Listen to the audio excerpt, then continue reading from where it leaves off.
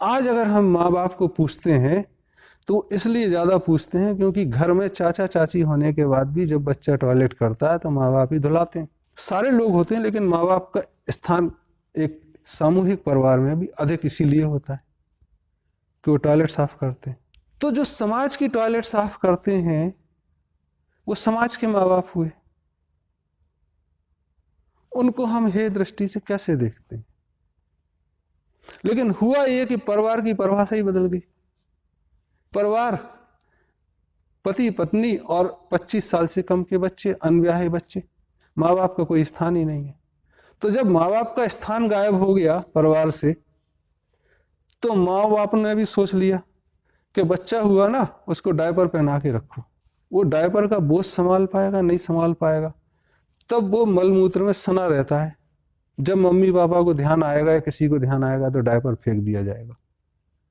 Urinary tract के infection तक हो गए 1 साल की बच्ची को, जो पहले अनसुना था। तो माँ बाप का सम्मान बंद हुआ। अब सम्मान बंद हुआ तो चाहे आप गंगा माँ बोलो, धरती माँ बोलो, कौन किसके सम्मान की परवाह करता है।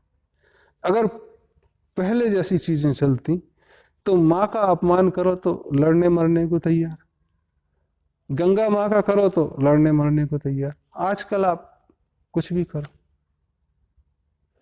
एक समाज है जो गंदगी का प्रतीक बराह को मानता है, हेम,